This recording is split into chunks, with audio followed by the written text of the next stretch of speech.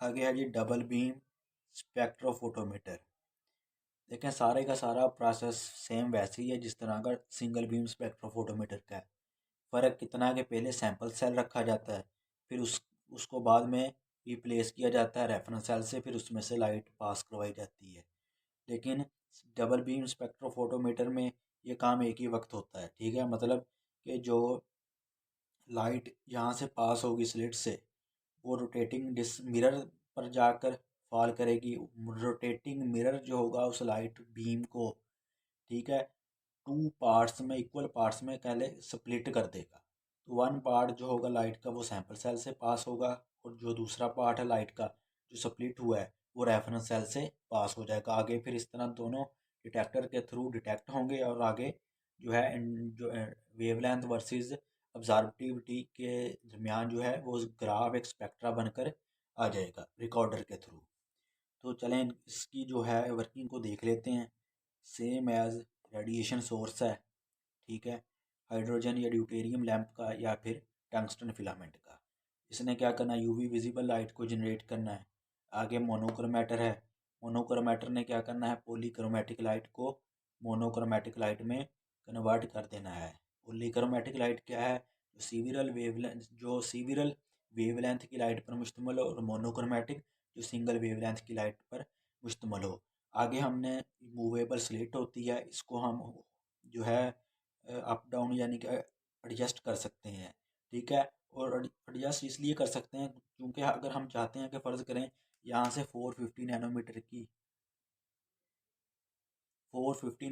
की वेवलेंथ की लाइट सिर्फ पास हो, ठीक है, और इस पर्टिकुलर वेवलेंथ की लाइट को पास करवाने के लिए हम इस मूवेबल स्लिट को एडजस्ट करते हैं, और ताकि जो पर्टिकुलर जो वेवलेंथ की लाइट है, जिस तरह हमने 450 नैनोमीटर की यहाँ पर वेवलेंथ की लाइट को सिलेक्ट किया, तो उसको फिर हम आगे जो पर्टिकुलर जो वेवलेंथ की लाइट को यहाँ से फिर आगे पास थ्रू करवाया जाता है। ठीक है, आगे फिर जो वो लाइट होती है ना, आगे रोटेटिंग मिरर होता है उस पर फॉल करती है। रोटेटिंग मिरर क्या करता है, जो लाइट बीम है उसको दो इक्वल पार्ट में स्प्लिट कर देता है। जो वन पार्ट है लाइट का वो सैंपल सेल से पास थ्रू होगा, और जो सेकंड पार्ट है लाइट का यहाँ से मिरर से रिफ्लेक्ट होकर वो जो रेफरेंस सेल से पास होगा। ठीक है, आगे जो है रोटेटिंग जो मिरर होगा, ठीक है ना, यहाँ से जो सैंपल सेल से जो लाइट जब आकर इंटरेक्ट करेगी, तो सारी बात है सैंपल ने क्या करना है, जो सोल्यूशन की फॉर्म में होगा, सोल्यूशन में सोल्यूट मॉलिक्यूल भी होंगे और सोलवेंट भी होगा। ठीक है, सोल्यूट के साथ सैंपल जो यूवी विजिबल लाइट होगी उसने जो सोल्यूट मॉलिक्यूल के साथ आकर इंटरेक्ट करना है। जब इंटरेक्ट करेगा तो दो पॉसिबिलिटी होगी, यानी कुछ पार्ट लाइट का अब्जॉर्व हो जाएगा, कुछ ट्रांसमिट हो जाएगा।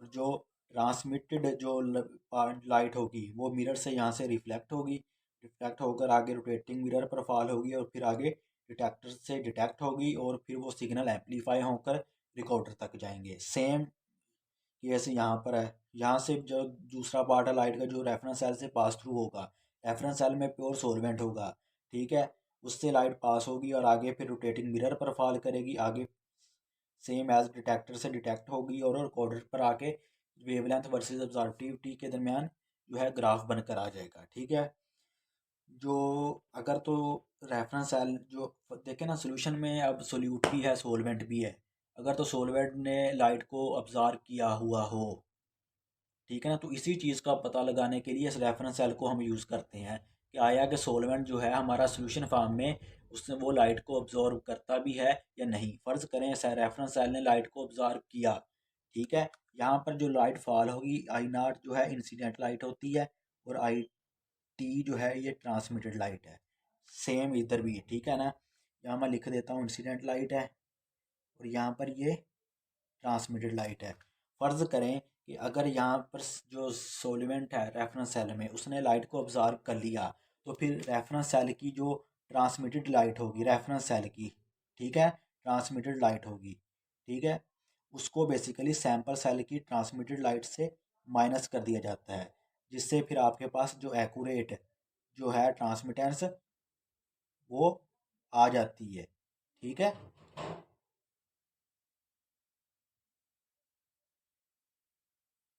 ठीक है। यानी कि एक्यूरेट ट्रांसमिटेंस से मुराद वो ट्रांसमिटेंस यानी कि जो सिर्फ और सिर्फ सोल्यूट के थ्रू हुई हो, यानी कि सोल्यूट ने ही लाइट को ऑब्जर्व किया हो और बाकी कुछ लाइट को फिर उसने ट्रांसमिट कर दिया हो, जो एग्जैक्ट एक्यूरेट ट्रांसमिटेंस है। ठीक है ना। उसको हासिल करने के लिए फिर हम जो है, इसलिए ही रेफरेंस सेल को रखा जाता है, उसमें प्योर सोलवेंट इसलिए रखा जाता है ताकि अगर उसने सोलवेंट ने अगर लाइट को ऑब्जर्व किया भी है तो फिर उसकी जो परसेंटेज ट्रांसमिटेंस को हम सैंपल सेल की परसेंटेज ट्रांसमिटेंस से सब्ट्रैक्ट कर देते हैं, उससे फिर हमारे पास एक्यूरेट ट्रांसमिटेंस आ जाती है। ठीक है। तो जो ग्राफ होता है वो इंटेंसिटी नहीं, जो ग्राफ होता है वो हमारा अब्जॉर्बिटिविटी और वेवलेंथ के दरमियान होता है। ठीक है ना। ये जो अब्जॉर्बिटिविटी है ये बेसिकली अब्जॉर्बेंस को शो करती है कि पर्टिकुलर वेवलेंथ पर जो है जो पर्टिकुलर वेवलेंथ पर जो सैंपल है वो कितना स्ट्रांगली जो है लाइट को ऑब्जॉर्व करता है। ठीक है। तो ये बेसिकली था ये सिंगल बीम स्पेक्ट्रोफोटोमीटर और डबल बीम स्पेक्ट्रोफोटोमीटर। शुक्रिया।